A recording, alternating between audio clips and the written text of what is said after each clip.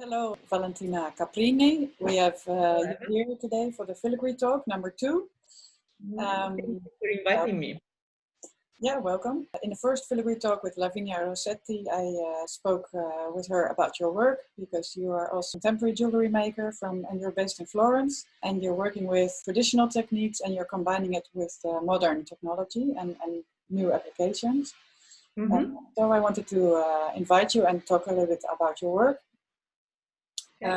So can we start? How did you get into filigree? Yes. So since I've started to make jewelry, I always love like thin lines, wire, and threads. And this is coming from my roots because I have a really strong feminine tradition in my family. So filigree, that is the art of weaving metal wires, was for me love at first sight. I learned filigree in Campo Ligure, Genoa. That is the main center for filigree in Italy, because I have the same feeling of yours that is really important to keep this filigree alive. I, in fact, started recently to collaborate with the town of Campo Ligure, promoting the filigree specific of this little town and the artisans and the beautiful museum of filigree that is there, where there are masterpieces of filigree that are coming from all over the world. And if you can, I really advise you to. Yes, I think I need to go there. Yeah, for sure. Another way for me to help to spread it is to teach it. I teach the traditional filigree, Italian filigree, but with a contemporary approach. So through creative exercise, wire working, so the students can really combine the traditional with the conceptual. And how did you came to combining filigree with textile? I made the first vest that I call hybrid because it's something in between jewelry and clothes. Yeah. It is made of silk and cotton, and the buttons are handmade in silver, and I've sewn on the vest about 300 pure silver filigree elements. And it is actually a transformable piece, so you can take away the middle part, and the two ovals becomes two colors that you can either sewn on a dress or you can wear them like necklaces. So the question is it a precious garment or is it a textile piece of jewelry? I wanted to play in between the two words and sort of stretch the border between them. Yeah, very interesting. Thank you. And then also I made the Pink Roots collection. So I made then another vest, but this time I made my own textile, and I did it with a sewing machine on a fabric that melts in water. So you could actually just keep the structure that is made of layers of cotton threads. And then I put together what is the traditional structure of filigree made out of cells, and I incorporate that into the piece. So again, you can transform it into two necklaces, and the back part becomes a brooch. And the aesthetic can be also close to filigree. I made also some brooches, and that can be also worn as like head shoulders pieces. And then it became bigger, and I made this huge necklace that is almost like a dress, but it's a necklace or in between. And then I made the cups that are actually that can be bracelets or can be sewn on a dress as well. And I made the buttons in silver, and so you can sort of adjust them on your arms. To combine metal and textile and sort of see what comes out and how you can define it. So you also combine the 3D technology, the printing technology? So I did this collection, Amelia, with the 3D technology, and I did that and I stopped there because it was a really difficult, a long project, I have to say. For me, it was also a way in which I could give new possibilities also to these two techniques. So to put the newest technology and the filigree, because the newest technology in itself, I found it a sort of cold.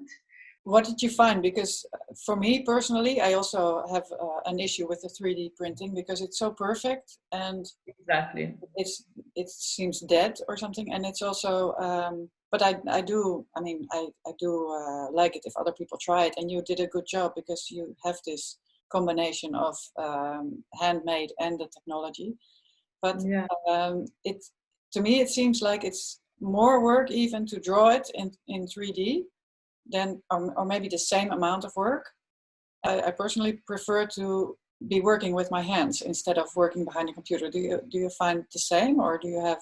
Gosh, for sure. That's why I asked a designer to draw it.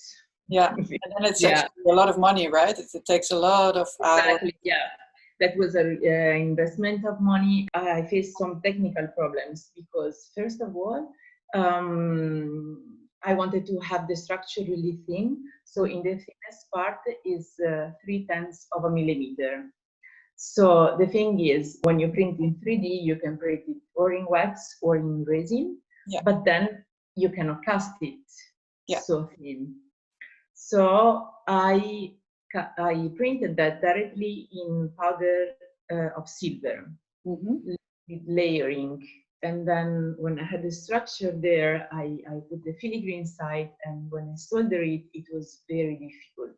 Because you can have the straight walls, right? So it's a little bit bent, or you... Exactly. But mostly it was the consistency, because these layers of silver powder has a different completely consistency than the usual flat wire.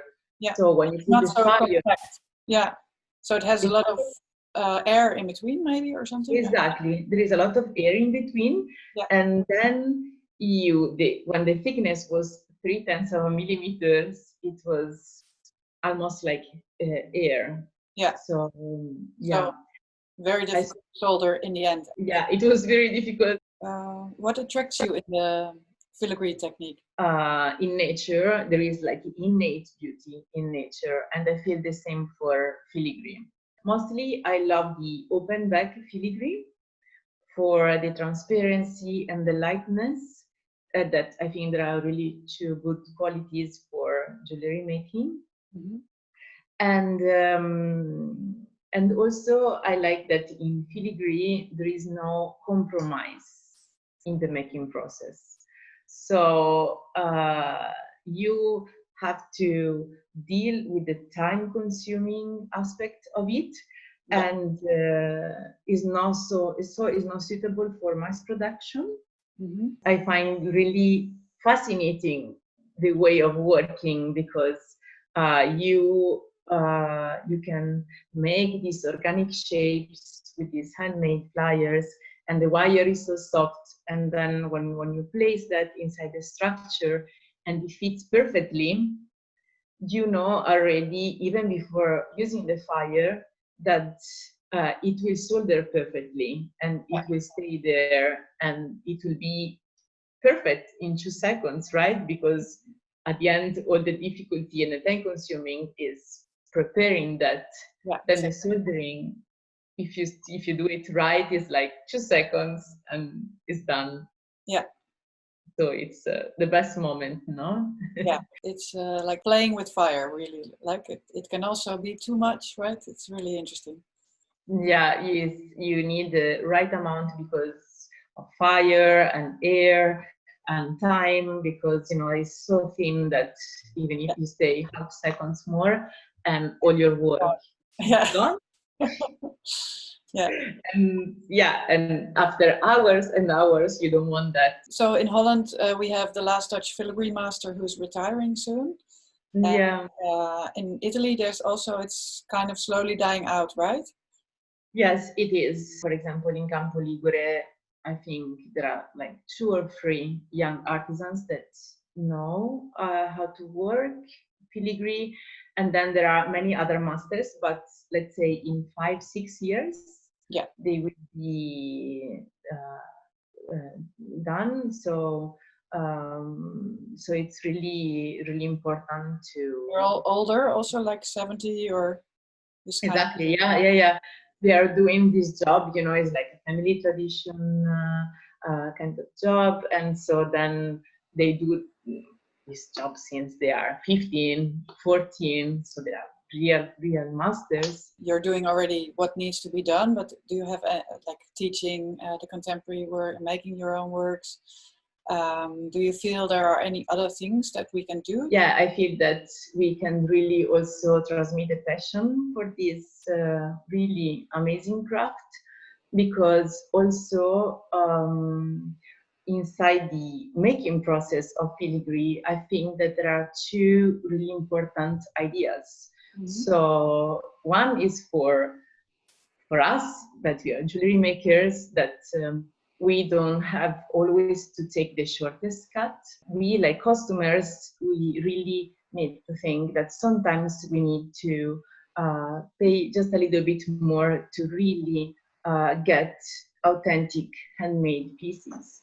Yeah. Because this means also that time cannot, always win on quality, and then that quality is more important.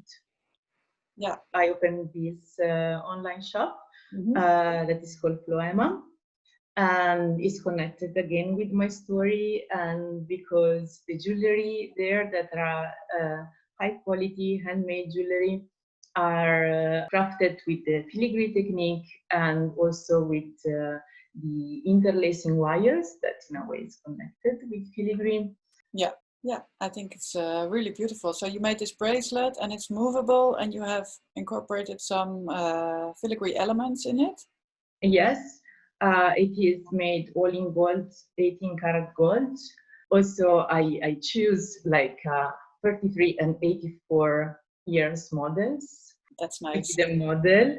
So wishing you good luck with Floema and your filigree Thank you. courses, and hope to meet you in person one day. Yes, please, we come to Florence.